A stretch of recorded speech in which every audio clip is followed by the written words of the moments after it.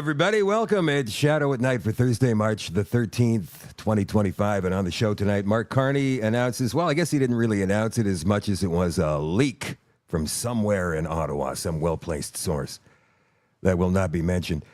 There's going to be a cabinet shuffle. There's already some buzz about it on Twitter, and some old, familiar faces are resurfacing, at least one. And some much-hated newer faces are getting the toe. And the cabinet, Mark Carney says, will be significantly smaller than the Justin Trudeau 37-member cabinet. Carney says he wants to keep it to around 15. Now, why is he announcing a cabinet when we're supposed to be getting an election call as early as Monday? Well, maybe because he does need to have people in place, and a skeleton crew doesn't necessarily say, I'm staying in power for another 6 months or 18 months. So there, it just says caretakers, which is what the government mode should be right now when Parliament's prorogued. That is essentially what the government is a caretaker of just keeping the trains running, basically. And they have to return to Parliament on the 24th to pass a couple of bills that will actually do just that. It'll keep the bureaucracy running so that people keep getting their checks, unemployment, and social insurance, and old age pension, that kind of thing. So this is going to be interesting. If we have an election call, there won't be Parliament. So how are they going to pass this bill? Maybe the election call doesn't come until the 24th or the 25th. We'll see what happens, but there's all kinds of speculation out there. We're going to get to the Mark Carney thing in just a second in terms of the cabinet, who's in, who's out, blah, blah, blah, and where he's going. Where would you think that Mark Carney should be going on his first official international trip as the Prime Minister of Canada? He'll be sworn in tomorrow morning at 11 o'clock Eastern, by the way, along with all of these other new/old cabinet ministers. You would think that Mark Carney's first trip would be to the United States, right? I'll tell you all about that in just a second. The Shadow at Night live stream, as always, is brought to you by Canada Nano Silver, CanadaNanoSilver.com. Don't forget to like and share on whatever platform you guys are watching on tonight, whether it's Facebook or YouTube. We're back on YouTube. I'm not sure how long, but we're back on YouTube, at least for now. We'll see what happens. I've still got 2 strikes, so one more strike and I'm out. We're on Twitch, we're on X, we're on Rumble, we're on Telegram. Don't forget to join the Telegram group, Shadow at Night Community on Telegram. Don't forget to follow at Shadow Davis on Twitter. And of course, you know what I found out last night? I was looking at some statistics from social media, and it turns out that of all the people who watch regularly and comment regularly on the Facebook version of the show, 70% of you are not actually liking the show, meaning you don't like the show. You don't follow the show, believe it or not.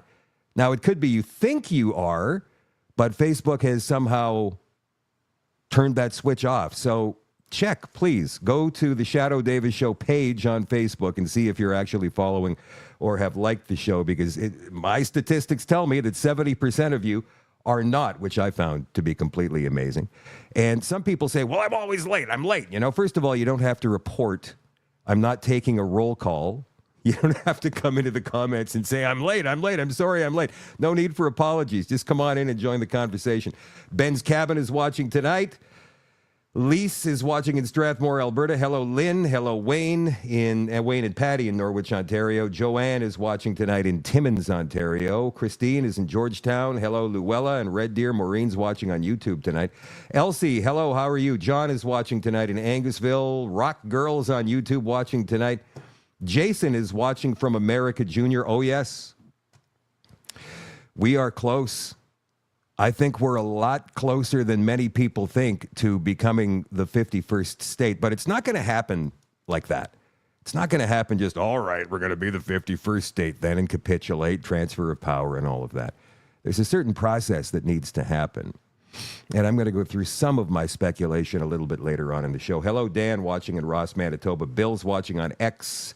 Mike is watching in stormy Roblin, Manitoba tonight. Again, whatever platform you happen to be watching on, don't forget, like and share. Get this out to as many people as you possibly can. All right, so let's go to the first story of the night. Our brand new Prime Minister, well, he's not the Prime Minister yet, technically not till 11 o'clock Eastern time tomorrow morning.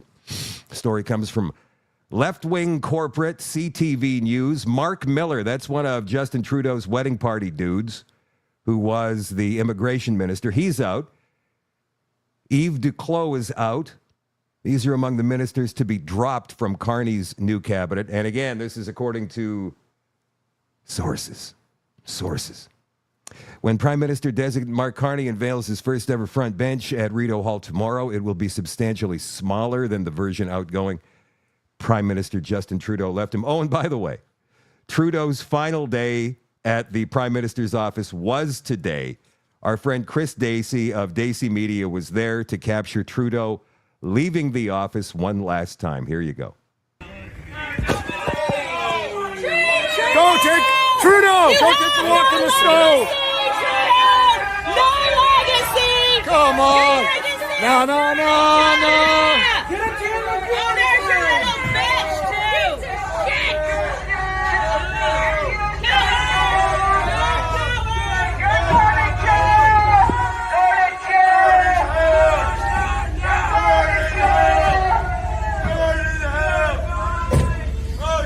That's Trudeau leaving for the last time as PM.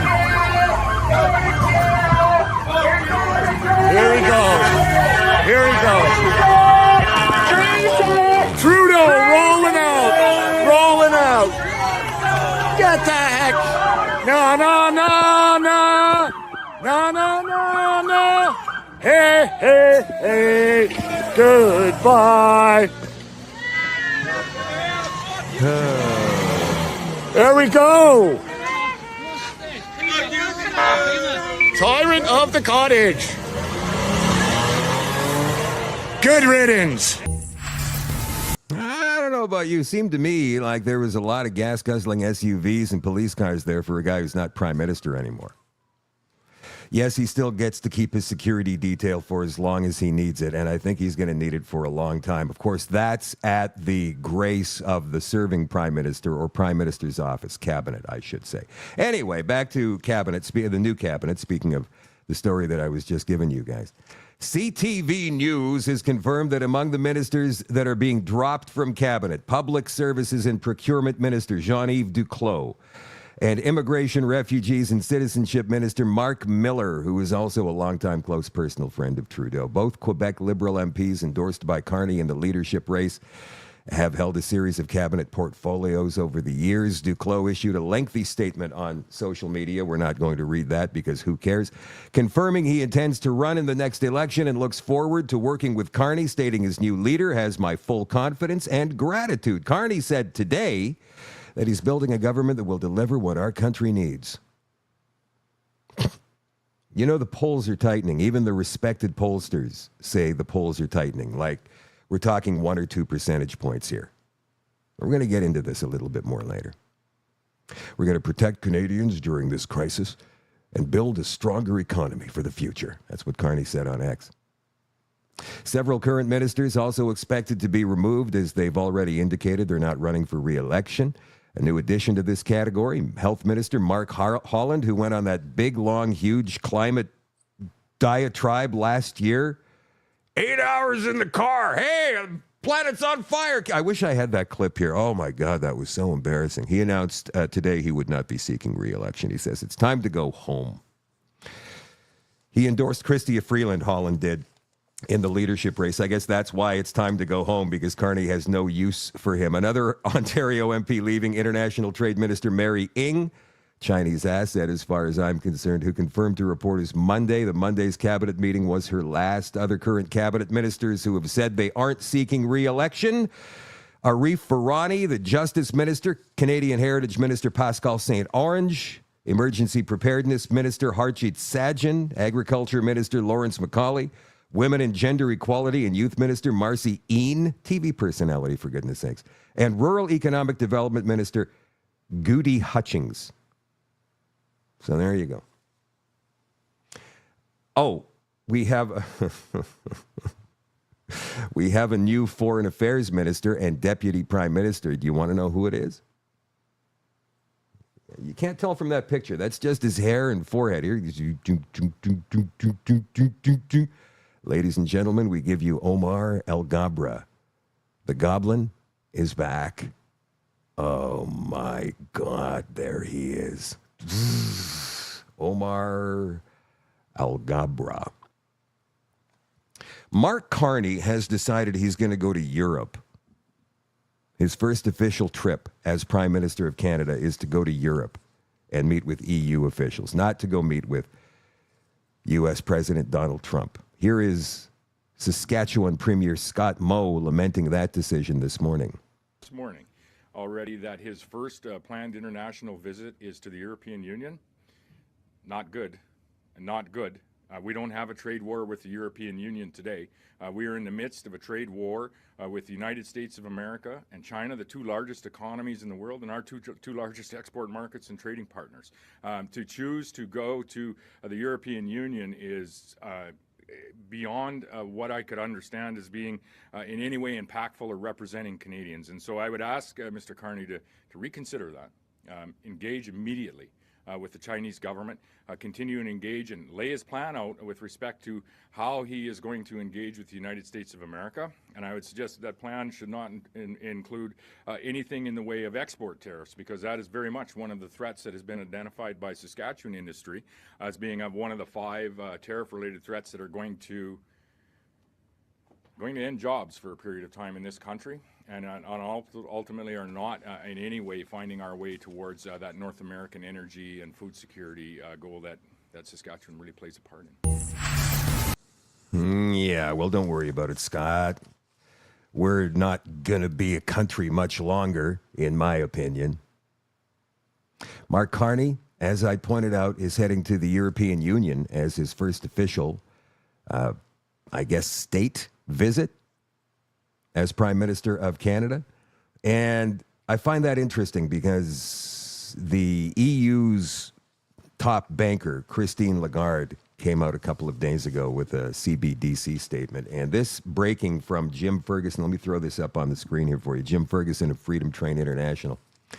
The globalists are making their move. Christine Lagarde announces CBDCs are coming. It was called a conspiracy theory. They said it would never happen. Now it's here. European Central Bank, ECB President Christine Lagarde has confirmed that central bank digital currencies will be rolled out this year. It's official. What does this mean? Total financial control. Every transaction will be monitored and controlled by the state. End of financial privacy. Cash will be phased out, and every euro you spend will be tracked. Programmable money. The government will decide what you can buy, how much you can spend, and even where you can shop. The globalists' blueprint for control: digital ID plus CBDCs equals no transactions without state approval. Social credit system, spend restrictions based on your behavior, social media activity, CO2 footprint. Fake crises, they create economic collapse, climate hysteria, and war panic to push this dystopian system. Debt forgiveness bribe equals sign up for the new system and we'll erase your debts. Many will take the bait. Time has come. You must choose. Do you want the state controlling every aspect of your finances? Do you want your ability to buy food, travel, and access services tied to your compliance, or will you reject their system and fight for financial freedom? This is the final push. Again, that message comes from Jim Ferguson of Freedom Train International. And we do have the brief 2-minute statement from Christine Lagarde, top banker of the European Union. Here it is. On your second point, I tend to share your views. Nature doesn't like vacuum. And we started working on the digital euro way back. Actually, when I started my term 5.5 years ago. And I'm not claiming, parentality on the digital euro, because my colleague Benoit Cœuré had already committed a speech on this matter before I arrived. But I certainly carried on with that project. And subsequently, Fabio Panetta on the board, and then Piero Cipollone, who has replaced Fabio, have taken the lead together with a very, very good team, which is focused on accelerating the pace and hopefully campaigning enough with all the stakeholders, meaning European Parliament, meaning European Council, meaning European Commission, so that we can eventually not put to bed, but put to reality this digital euro. The deadline for us is going to be October of 25, and we are getting ready for that deadline, but we will not be able to move unless the other parties, the stakeholders, as I call them, Commission, Council, and Parliament, actually complete the legislative process, without which we will not be able to move. And I think it is critically important, and it seems to the agnostic or the skeptics, it seems to be more relevant and more of an imperative now than ever before, both on the wholesale and on the retail level, both. Kevin says that neck scarf looks atrocious with that outfit. Thank you for your fashion statements, and maybe she's got a hickey. I don't know. So a lot of you are probably thinking right now, well, that's the European Union. What does that have to do with us? Some of you, not all of you. I know there's many of you who understand this is a worldwide thing, or at least it was before Donald Trump took over in the United States.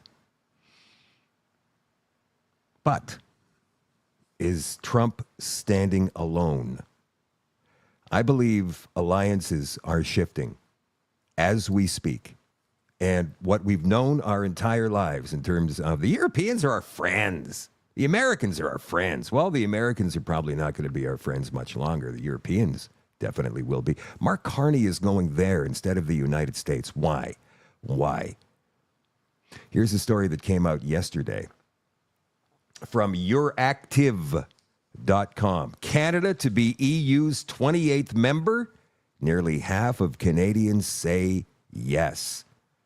I didn't know there was such a poll, but let's go ahead and read this story. So much for Donald Trump's 51st state. Canada seems to be eyeing EU membership instead, with 46% of Canadians in favor, according to a new poll.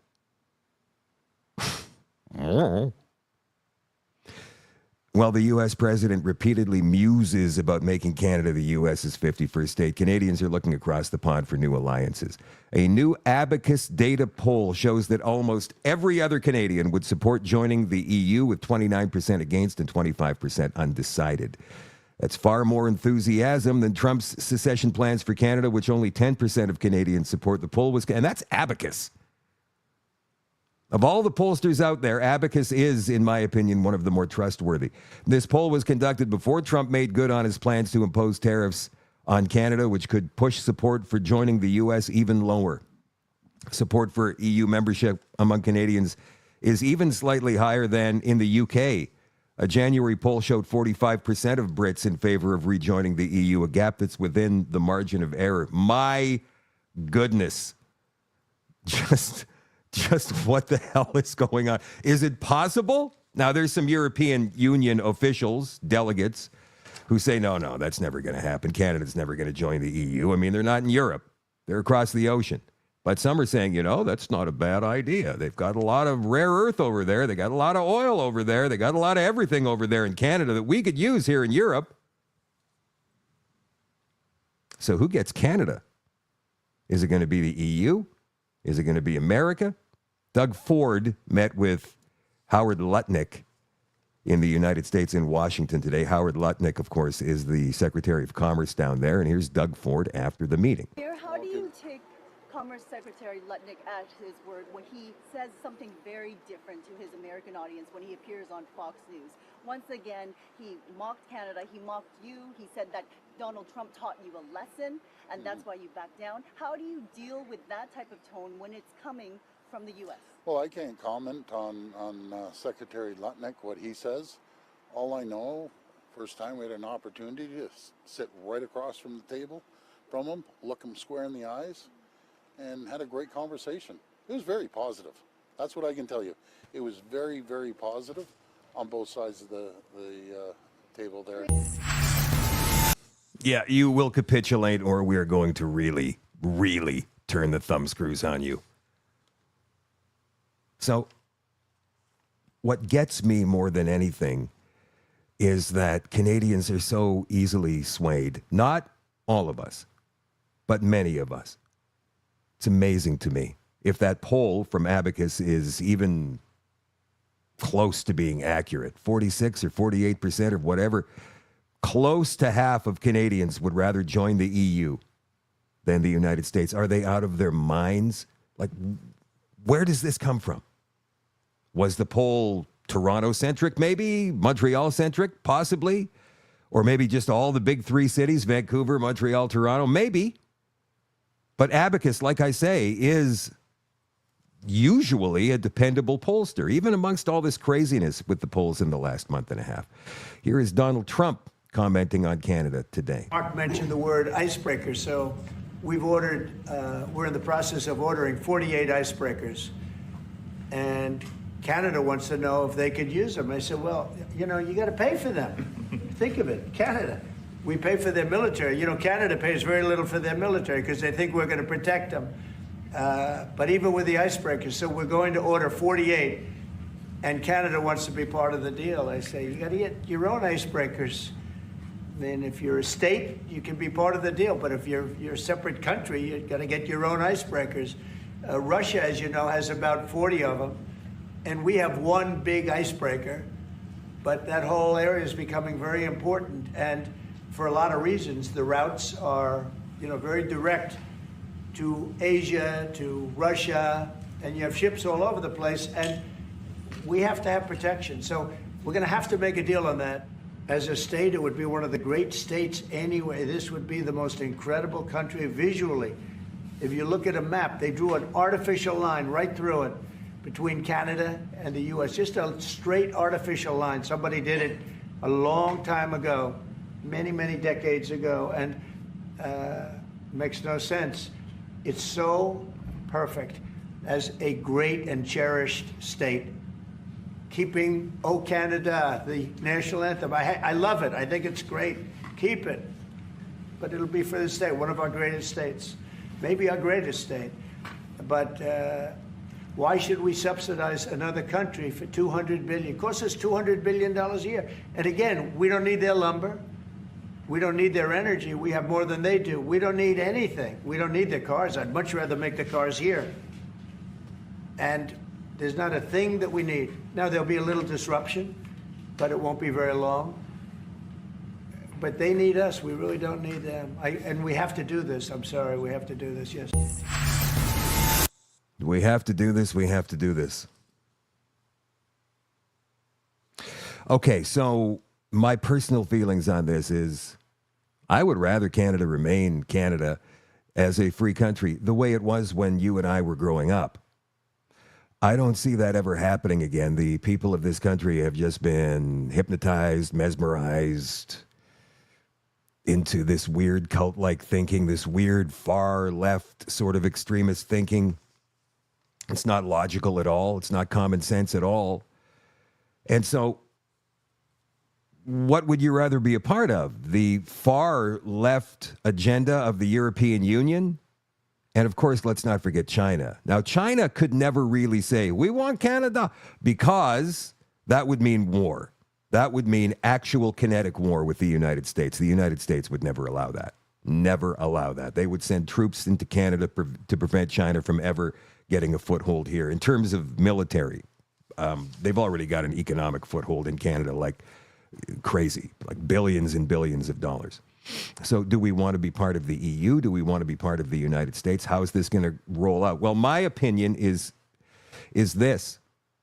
The process would have to be that the Corporation of Canada dissolves.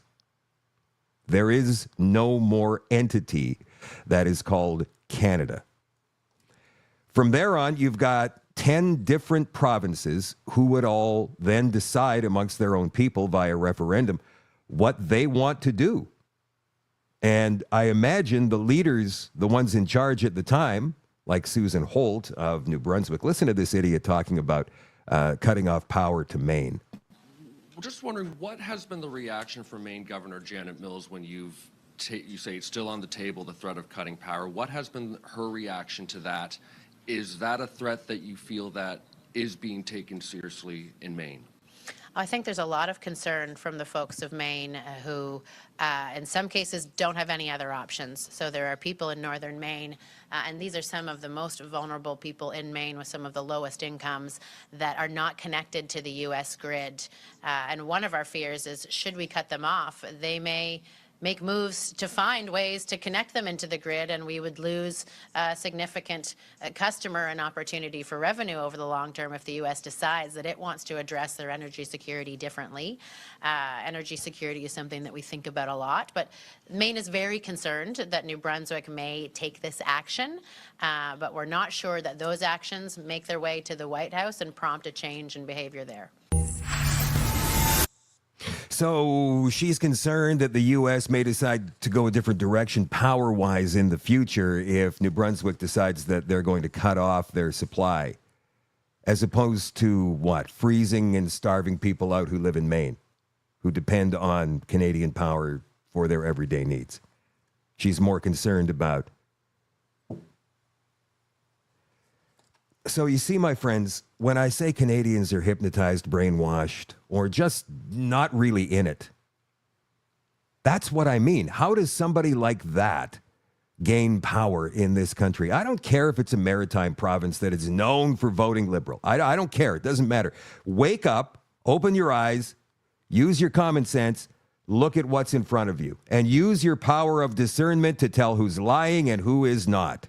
And the one who's lying the least is the one that you should vote for. Also, pay attention to online media personalities like myself, because we're the ones who are going to give you all sides of the story. Well, you know what? We're not going to give you the left-wing, extreme left-wing sides of the story. You get enough of that on the left-wing corporate media.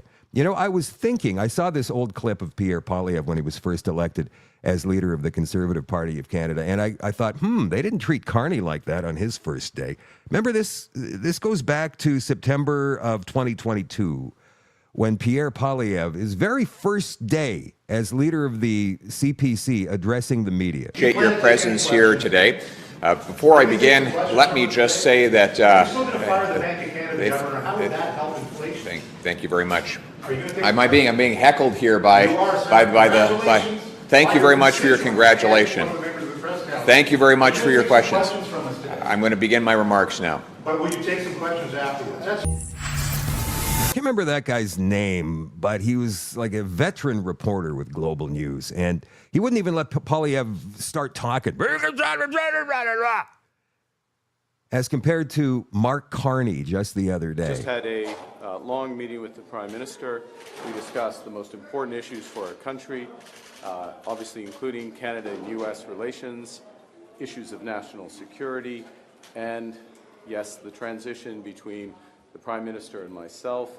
That transition will be seamless and it will be quick. Finally, I, as you may have heard, just had a meeting with the caucus. There is tremendous energy in the Liberal caucus. As you saw last evening, this is a united party with full of energy to serve Canadians. C'est pas en ce qui concerne Monsieur le Président Trump, c'est pas le moment. Je suis pas encore Premier ministre du Canada, et ça va arriver. I just wondered about Donald Trump. Okay, sorry. What would you say? First thing, I'm sure he's not going to sign an order directed at me, David, with respect to President Trump. I'm not yet Prime Minister. His interlocutor is Prime Minister Trudeau, and I look forward to the opportunity. We will. As I said, I just spoke with the Prime Minister at length on issues around the transition.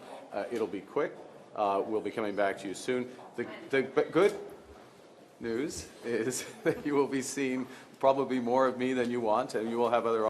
See? They defer.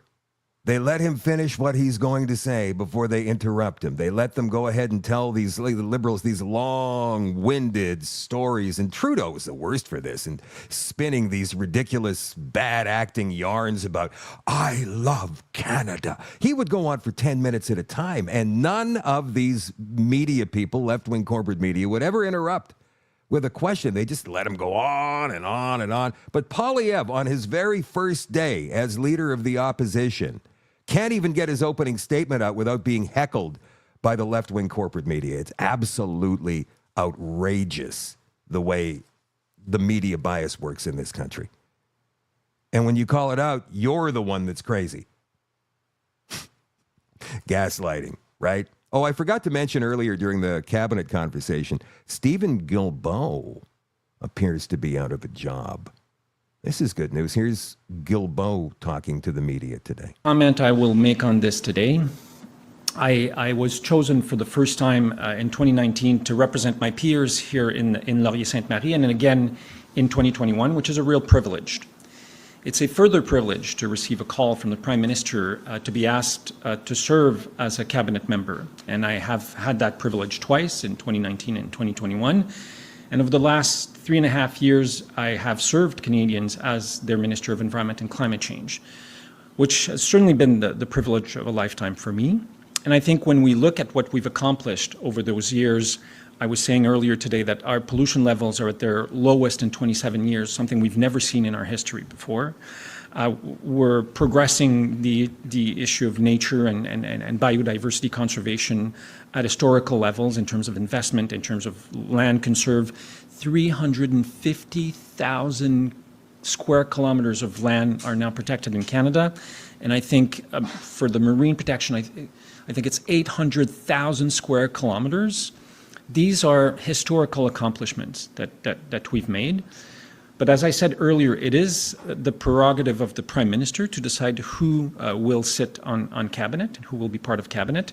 And as you know, our leader, Mark Carney, will be sworn in tomorrow as our new Prime Minister. And it will be his prerogative to tell us who will be part of his next cabinet. And that's happening tomorrow in Ottawa at 11 o'clock. Pollution levels are at their lowest in 27 years. Where does he get that stuff from? Now, I do believe him when it comes to these protected areas because they've been secretly doing that over the past 5 or 6 years or so, and they don't tell the public about it. They're also creating, from what I understand, some travel corridors between national parks that only certain vehicles are allowed to use. To what end, I don't know. It's interesting. I did mention the other day, for those of you that missed it, the brand new chief of staff to Mark Carney is Marco Mendicino. He is the former Minister of Public Safety and lied repeatedly during the Freedom Convoy. Also joked with another minister, the Attorney General David Lametti, about rolling tanks into the Freedom Convoy. But then he lied and lied and lied about what the Freedom Convoy did. They didn't. Here he is in committee a couple of years ago. When people who live in apartment buildings find that their front doors are locked and that fires are set in the hallways and corridors. Point of order, Speaker. It is... Un instant, Monsieur le Ministre. Oui, Monsieur Mott. That statement right there has been proven false by the Ottawa Police Service, and there is no connection to the protesters whatsoever. And for this minister to suggest that is absolutely unacceptable at this committee. Bold-faced lying, lie. And this is the chief of staff. This is what we have to look forward to. This is why I believe that Canada needs to become the 51st state. And that doesn't mean that I'm not patriotic, you guys. I know there's probably some of you who are disappointed in hearing me say that, but I got to tell you that if Canada continues going down the path that it's going down, and it will unless we can get these liberals out, then why would you stay here? Yes, we've got some great memories here. This is where we were born and raised. I'll never give it up. But what are you going to do? You're going to become part of the machine? You're going to go with CBDCs? How is that going to go for you exactly? Once they start rolling it out and not giving us a choice in the matter. Actually, we're going to address that tonight in the extension for all access on shadowdavis.com. So if you're not a member, become one. Go and check out the website, shadowdavis.com, and then we'll see you there after 9 o'clock Central tonight. Also become a member of the Shadow at Night community on Telegram. The Shadow at Night live stream, as always, is brought to you by CanadaNanoSilver.com. It's amazing. It has several natural health benefits, and it's been used for hundreds of years for health and healing. That's the main reason they made silverware from silver. But seriously, this nano silver from Silverceuticals is the best and safest silver you can find. There are hundreds of studies and reports on it. I've read some of the studies myself, and it's mind-blowing. One of the things that sets SilverCeuticals apart is that it washes out of your body in 24 hours. No silver buildup and no turning blue. And it won't even harm the good bacteria your body needs. It's so effective they can use very small concentrations of silver, like 10 and 32 parts per million, and still outperform other silvers that have up to 3,000 parts per million. It's safer and more effective at the same time. It is an incredibly small particle that is small enough to work through your body, but big enough not to fall out of suspension. They infuse it into almost all of their products. It works in facial serums, toothpaste, gels, and even gummies that work to help your immune system. CanadaNanoSilver.com. That is CanadaNanoSilver.com. Check out all their amazing products on the website. And if you're interested in knowing more about the benefits of SilverCeutical technology, get a hold of Kevin and Anna through the contact tab on the website, or you can call them. Here's their number, 204-808-9292. It is CanadaNanoSilver.com. All right, a couple more things regarding Mark Carney and Justin Trudeau and China and whatnot, and then we're going to move on to what's happening in the United States. And there's a couple of other things that have more to do with Canada in terms of border security and whatnot. So let's begin here. Let me throw this up on the screen. Carney, Mark Carney, remember, you will own nothing and be happy. And remember who Mark Carney is, who he's associated with, and what he's been doing for the past, 20 years or so. And we've pointed all of this out all this week on the show, so you guys should be well educated into who this guy is by now. Carney working with Condo King to subsidize foreign buyers. One of Canada's largest real estate developers, Rob Rennie, recently said he's working with PM-designate Mark Carney to allow foreign buyers to access a taxpayer-subsidized rental property development fund. What? One of Canada's largest real estate developers, Rob Rennie, Rennie's a prominent Vancouver real estate marketer who earned the nickname the Condo King. I mean, how many Condo Kings are there out there, right? I'm Bob, the Condo King. You see one in every city. He outlined the initiative during a conversation, live panel discussion on Canada's housing market. Rennie claimed that he and Carney were working together to create a rental program open to foreign investors who want to build and buy homes domestically. To sweeten the deal, the Canada Housing and Mortgage Corporation would finance pre-sales and offer preferred rates. What? Should we not be discouraging foreign ownership in our country? No, they want to bring in China, more and more and more of China. And they're going to subsidize them even. That's insane. Speaking of China, one more thing here before we move on. This comes from Concerned Canadian on X. I found this to be fascinating today. Why wasn't the funding Trudeau received for his riding ever investigated? His riding is Papineau, Montreal, right? Why are there so many people donating from Vancouver? Were they submitted in concert? Was there any implied benefit? Now, look at the names on this list. You probably can't see them because they're pretty blurry and small on your screen. But the names are Qin Meng, Long Li, Hiban Chen, Iwan Yu, Ming Sheng Shi, Tuao Shi, Erwin Li, Wan Wang, Sunwine Zhu, Kwang Zhang, Tina Chan. These are all Chinese names. Di Wu, Chung Yu, Ying Xing, Jin Ying Hu Zhang. And remember, we told you the other night that Justin Trudeau was sourced to have had a meeting with a high-level Chinese gangster. That's according to Sam Cooper from the Bureau. If you don't follow Sam on the Bureau, you're missing out on a lot. This guy has got so much information. Finally here, regarding Canada, U.S., Europe, now Australia. Australia, because remember, Trump is tariffing everybody, not just Canada. We're taking it personally, obviously. We've been sleeping on their couch for all these years, eating all their food, and finally they say, hey, you want to pay for some of this and maybe clean up your mess? And we say, what do you mean? I'm a good neighbor. That's Canada. Australia will not retaliate against unjustified, they say, U.S. tariffs, the Prime Minister says.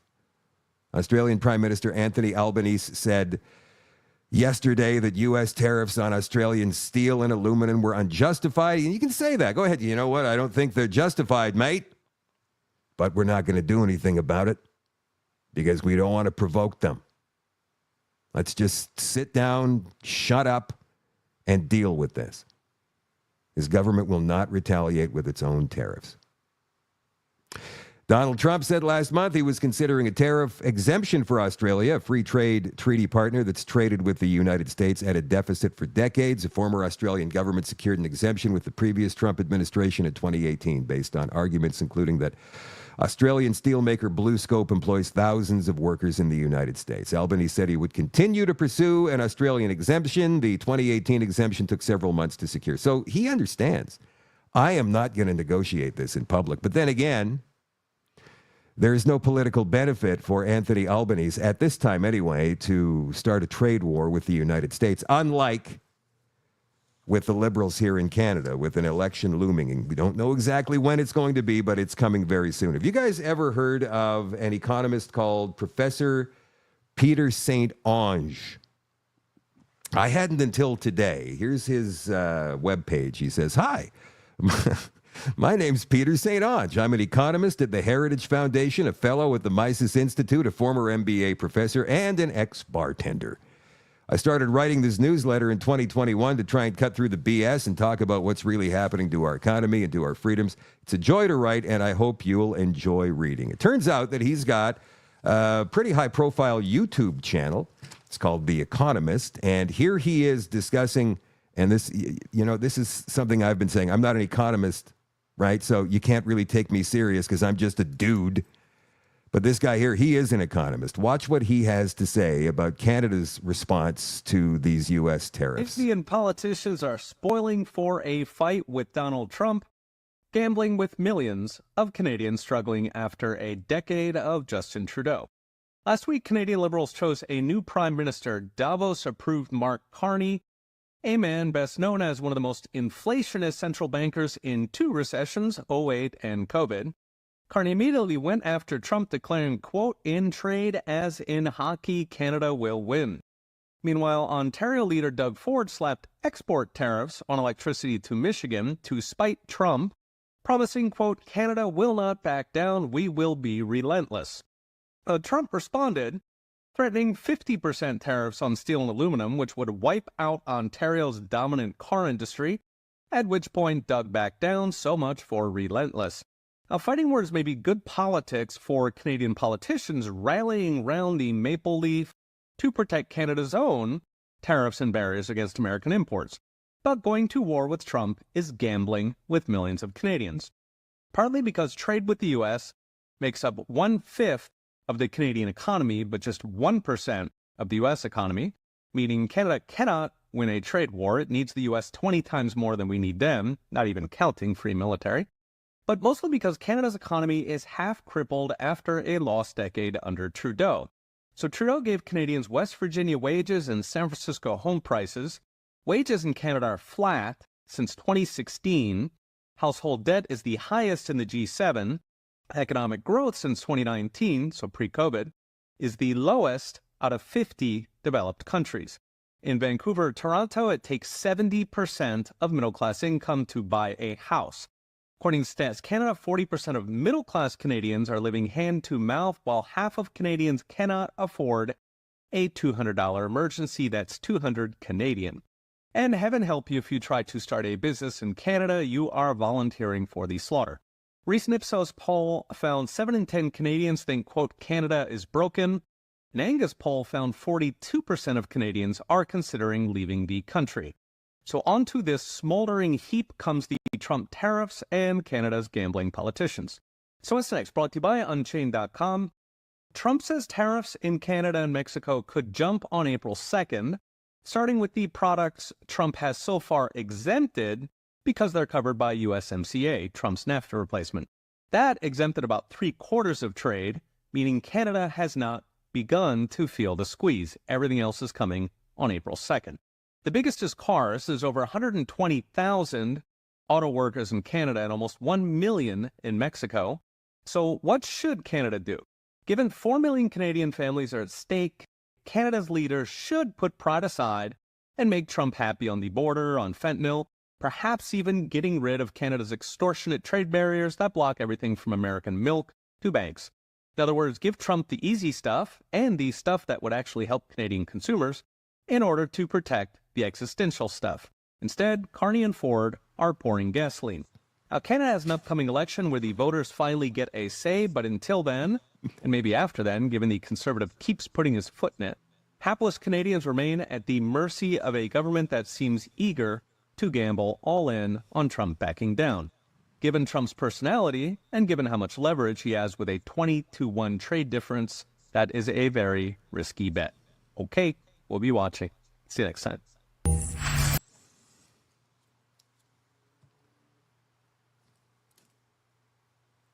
Right? I'm wondering how the West, the Davos elites, are going to try and impose this new world order, this fourth industrial revolution, without the United States. Because today was a big day in the United States. A lot of deregulation, environmental deregulation happening, right? And Kevin O'Leary is on this Fox panel talking about how these ridiculous environmental regulations have screwed everything up, driven people into the poorhouse, thanks to Justin Trudeau.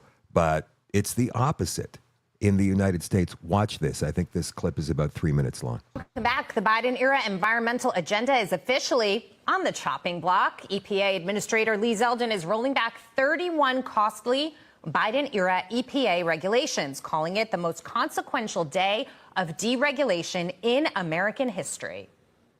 It's going to be easier to purchase a car. It's going to be easier to heat your home.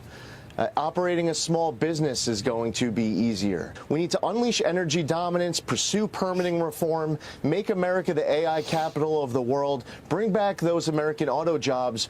The American public spoke loud and clear that they want this economic relief, and at the end of the day, that's what we're talking about here. You hear what he said there? Bring back those auto jobs. Where'd they go? Mexico, in some cases. Canada as well. Now, we're hearing that the minimum time it would take to move one of these auto manufacturing plants from Windsor or London or St. Thomas in southern Ontario back to the United States would be 3 years, maybe 4. But if there's enough incentive, I think they could probably do it faster, don't you? But those climate activists, they are furious, somehow forcing Americans to buy expensive EVs and making their power plants more efficient is a win for the polluters. That's how they think. Meanwhile, the same climate warriors who are screaming about Trump's EPA are the ones that are actually torching the environment in the name of saving it. Right now, tens of thousands of acres of the Amazon rainforest are being chopped down to welcome the COP30 climate summit. That's right. This is what they're doing. They're literally paving over the rainforest, and can't forget that private jets, they're going to touch down there to save the planet, too, because they're bringing all the important people. Kevin, I want to go to you on this because there's so many different angles. First, of course, there are the regulations, but also let's just start with this hypocrisy, because it also reminds me of the Tesla conversation. You know, EVs and Tesla were all the way up here before Elon Musk aligned with Donald Trump. Now they want to, you know, this narrative flush started them down the toilet. This narrative started last year's COP conference when the head of it, who was the UAE leader, stood up and said, all this stuff is BS. None of this works. The trouble with all of this environmental regulation, not only domestically in the U.S., but in other countries, you can't measure the effect of the billions you're spending. There's no index you can use to say this is effective. And over time, depending on who's in the White House, people start looking at it saying, we're spending billions, and what are we getting exactly for it? Now, there is an index you can look at that was a disaster, and it's called Canada, because it was the only place where they kept carbon tax in place for 9.5 years. It crushed the economy. And you can easily look at it, parity on the Canadian dollar when Trudeau came into power, and now down 41%. And they've replaced him. He got kicked out basically because he bankrupted 25% of the Canadians on this whole carbon agenda. He wiped them out. So you don't want to do that anywhere else. He's the glowing example of how stupid it can be. And they made sure that they tarnished him as the idiot king for it. And so I think it's very hard to drive that in any country now. This American media just doesn't get what's going on here in Canada. They don't get it because they don't know it. They don't live it day to day. Not even Kevin O'Leary, who's Canadian, maybe spends part of his time in Canada when the weather is nicer. Trudeau's gone. Yeah, sure, great, fine. See you later, buddy boy. But somebody worse is taking his seat. Way, way worse. And things in this country will get worse unless we get rid of this guy. Look it. I know that we all know that Pierre Poilievre is not exactly perfect. But he and the Conservative Party are the only ones. And you can sit there and call him globalist, Poilievre, all you want to. By the way, at his London rally the other night, he did reiterate no members of his cabinet or caucus would ever have anything to do with the World Economic Forum. He did say that. So he is making this public. It's not like it's a secret. But if we don't stop Mark Carney, Canada's over. And not in a good way. Not in a good way. Look what's going on with our borders. I mean, these are the blender guys. Listen to this. Border Security Agency whistleblower says transnational gangs have compromised government agencies, helping terrorists and spies enter Canada. Luc Sabrin, a former CBSA officer, alleges that the CBSA databases and operations have been compromised, aiding the entry of dangerous individuals into Canada. He warns that Canada's security is at risk due to systemic corruption and the failure of accountability measures.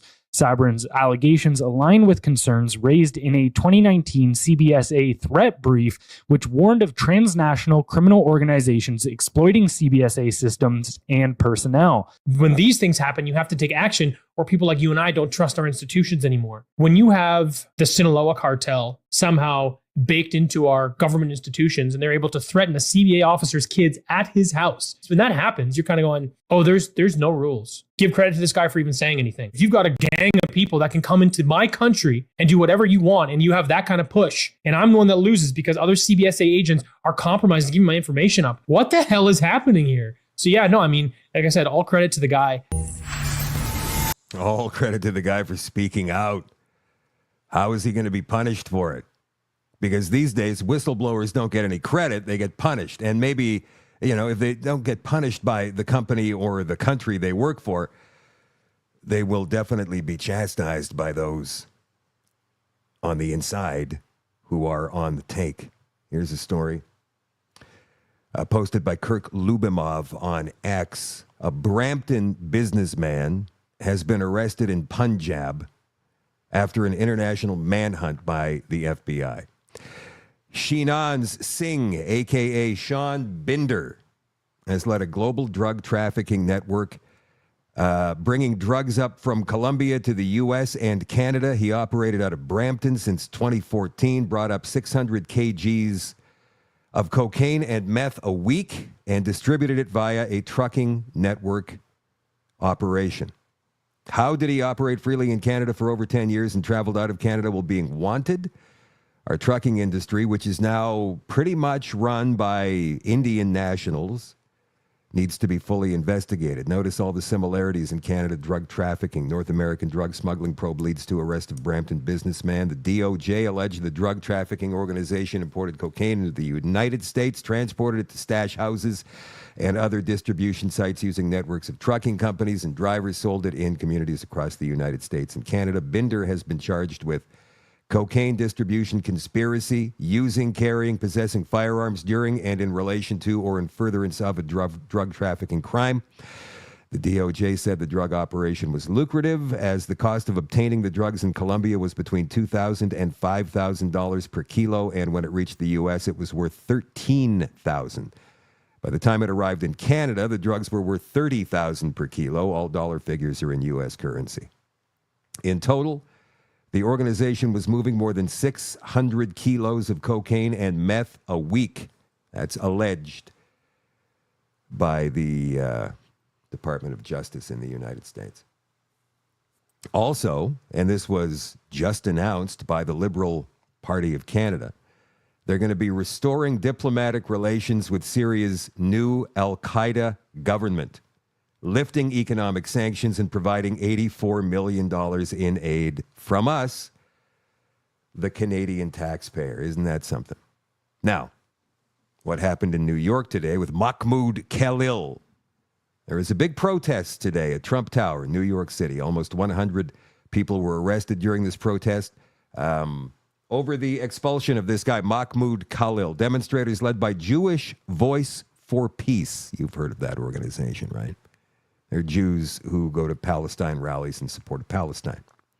Demanding release of Palestinian activists stood in U.S. President's New York City building. So protesters organized by a progressive Jewish group occupied the lobby of Trump Tower in New York today to demand the release of Mahmoud Khalil, the Palestinian Columbia University student, who is not, by the way, an American citizen. Held by U.S. immigration authorities, about 100 were arrested. Chanted slogans included, "Free Mahmoud, free them all, fight Nazis, not students." Other chants and footage posted to social media included, "We will not comply, Mahmoud. We're on your side. Bring Mahmoud home now." At a news briefing Thursday afternoon, a police official said those arrested face charges, including trespassing, obstruction, and resisting arrest. And here is U.S. Secretary of State Marco Rubio. Trump appealed to a lot of Americans during his campaign on free speech arguments and not suppressing speech, especially from the government. But your revocation of the green card, to many, is seen as one of the most anti-speech actions a secretary can take with his powers. How do you respond? Yeah, when you enter this is an important point, and I'm glad you asked this question. When you come to the United States as a visitor, which is what a visa is, which is how this individual entered this country, as on a visitor's visa, okay, you are here as a visitor. We can deny you that visa. We can deny you that if you tell us when you apply, "Hi, I'm trying to get into the United States on a student visa. I am a big supporter of Hamas, a murderous, barbaric group that kidnaps children, that rapes teenage girls, that takes hostages, that allows them to die in captivity, that returns more bodies than live hostages." If you tell us that you are in favor of a group like this, and if you tell us when you apply for your visa, and by the way, I intend to come to your country as a student, and rile up all kinds of anti-Jewish student, anti-Semitic activities. I intend to shut down your universities. If you told us all these things when you applied for a visa, we would deny your visa. I hope we would. If you actually end up doing that, once you're in this country on such a visa, we will revoke it. And if you end up having a green card, not citizenship, but a green card as a result of that visa while you're here in those activities, we're going to kick you out. It's as simple as that. This is not about free speech. This is about people that don't have a right to be in the United States to begin with. No one has a right to a student visa. No one has a right to a green card, by the way. So when you apply for a student visa or any visa to enter the United States, we have a right to deny you for virtually any reason. But I think being a supporter of Hamas and coming into our universities and turning them upside down and being complicit in what are clearly crimes of vandalization, complicit in shutting down learning institutions. There are kids at these schools that can't go to class. You pay all this money to these high-priced schools that are supposed to be of great esteem, and you can't even go to class. You're afraid to go to class because these lunatics are running around with covers on their face, screaming terrifying things. If you told us that's what you intended to do when you came to America, we would have never let you in. And if you do it once you get in, we're going to revoke it and kick you out. Makes sense, right? More on Marco Rubio coming up in just a second. Here is Tom Homan speaking in New York today amidst all the chaos. He, of course, is the United States border czar. Here all the time, family separation. Homan's the godfather of family separation. Let me be clear. Zero tolerance is about saving lives. If we figure we start prosecuting people who violate the law and put the children in harm's way, maybe they stop coming. And they did. Numbers went down. It's unfortunate families got separated. But it happens to American families every day. It's going to happen in Albany today that American family will be separated by law enforcement because the child can't go to jail with a parent.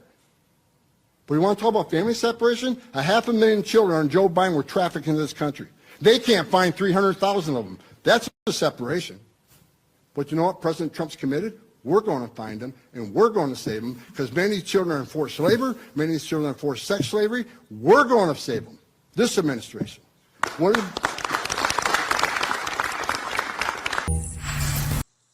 I like that guy, although I wish he'd slow down when he talks.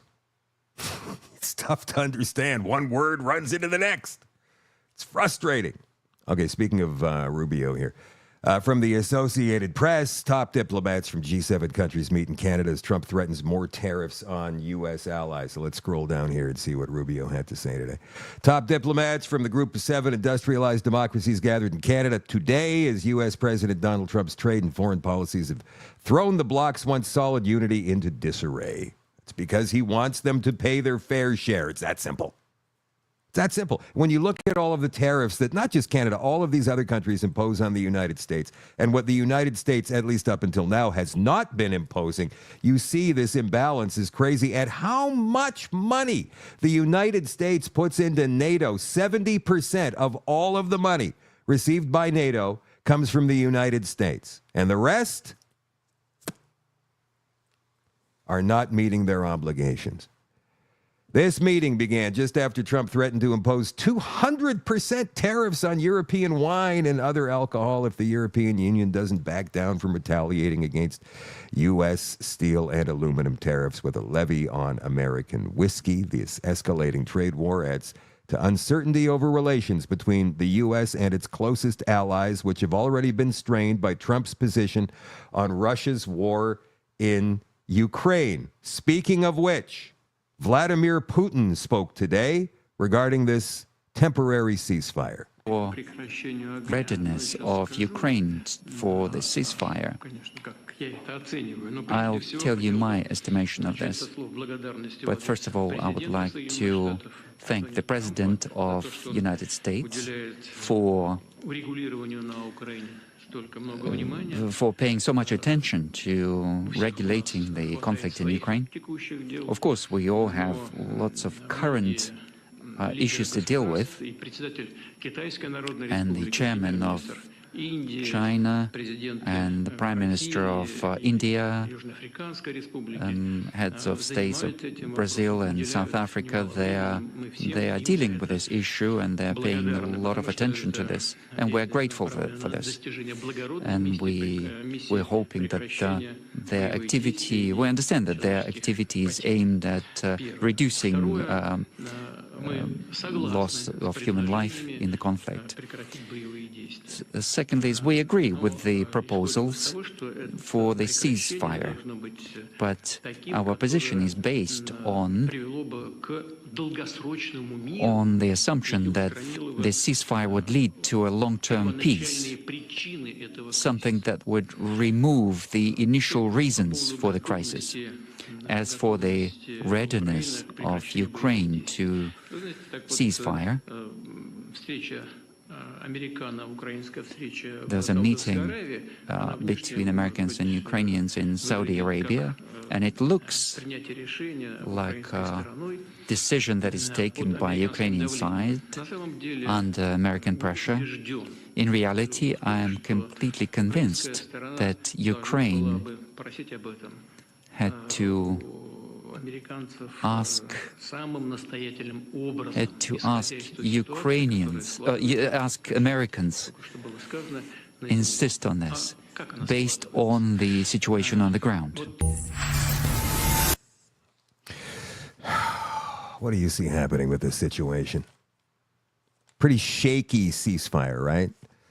Not even completely agreed to yet, because Zelensky in Ukraine still shaking his fist at Russia. Now, what Zelensky needs to decide is, does he want to continue fighting this war without the United States? Because if he does, and Trump pulls all aid, military aid from Ukraine, what's going to be left is Europe and the UK. And that'll be it. Europe and UK versus Russia, not going to happen. Not going to happen. Not at all. What does this new world order look like exactly? Well, a lot of people are saying, well, Trump is Putin's lapdog. He's his piss boy. He's this, that, and the other. The United States and Russia, or the Soviet Union, as they were known from 1919 forward up until 1990, Communist Republic, Iron Curtain, all of that, they've been enemies. The United States, ever since the end of World War II and up until 1990, they were Cold War enemies, right? Well, adversaries, maybe. We had a couple of close calls, most notably the Cuban Missile Crisis in 1962, which I thought was handled quite well by John F. Kennedy. So what does it look like now? Are we no longer, and will we be? Because right now, relations are strained between the United States, Canada, European Union. Australia is trying to stay neutral, it looks like, anyhow. Russia and the United States are working together to somehow broker a deal for peace between Ukraine and Russia, even though Putin will never give back the Donbass. Never, or Crimea for that matter. He's keeping those things. And not just because 90% of the people who live there identify as Russian, because it gives the Russians access to the Black Sea, which is a huge shipping port, not to mention it's a great military base, or could be a great military base, should it be required to be. Where's China in all of this? Are they on their own? Russia and China are allies, kind of, sort of, but not really. Things are shifting around. The pieces on the board are changing, man. Where does Canada wind up? Is there still going to be a Canada? I don't know. Remember, Carney is going to the EU first. That's his first visit as the prime minister of this country. He's going to the EU, not the United States, to negotiate with Donald Trump. He is going to the EU. Why? We don't know for sure. We can only speculate. Remember, I told you earlier in the show that Canada now recognizes this new Al-Qaeda government over in Syria and is giving them, in aid, 84 million of our dollars. Well, look at this story. This will be the last one we do of the night here before we move to the extension on All Access, shadowdavis.com. From Global Research, the EU backs Islamic terrorists in Syria, just like Canada did, while Russia and the U.S. condemn their massacres. Are things starting to shake out? Does Canada remain a country if it joins the European Union? Probably. But then do Canadians get to decide if they want to join the European Union? It sounds like, according to that poll by Abacus, that 46 or 47% of Canadians have no problem with that, whereas only 10% of Canadians want to become Americans. And I think that's because our long-term identity is Canadians. What are Canadians? Well, we're not Americans. That's pretty lame. I've been asking, right? Like, what identifies us as Canadians? What ties us together? Well, we're not Americans. I think we can probably come up with something better than that, better than maple syrup, better than Mounties, better than Tim Hortons coffee, and better than hockey. What is it that binds us together as Canadians? And don't say the flag either, because that's only been around since 1966 or 1967. There's got to be something that binds a Newfoundlander. And by the way, Newfoundland only joined Confederation in, 1949. Maps, they're changing all the time. All the time. How does this break down? Well, if the Canadian government dissolves, then the provinces, which, by the way, are their own autonomous things, Alberta, Saskatchewan, then we're all 10 separate areas. I'm not sure what would happen with the territories, because the territories and provinces are completely different. So the people of these provinces decide what they want to do. What are their choices? I would imagine that each province would probably have to elect some kind of leadership first, which changes the game completely, right? So now it's like, is the Liberal Party still a thing now? Or do we develop new parties or grassroots movements? Or how does that go? Are we back to feudalism? Are we back to anarchy? What happens exactly? Who's in charge anyway? Do all of these court fines still apply? Like, what province would most likely decide to join the United States or go it on their own? What do you think about Alberta? And then naturally Saskatchewan. But then you've got provinces like Manitoba, which is dominated by the city of Winnipeg. Out of the 1.4 million or 1.5 million people that live in Manitoba, 1 million of them live in Winnipeg, or almost 1 million of them. And Winnipeg, sadly, is a red-orange city most of the time. So with Winnipeg dominating Manitoba, you can bet that Manitoba would decide to vote EU Same with BC, because most of the population is on the lower mainland, and they're all NDP and Liberals as well. Toronto, same thing. Montreal, same thing. Ottawa, same thing. Ontario, dominated by the GTA, would vote EU, I'm sure.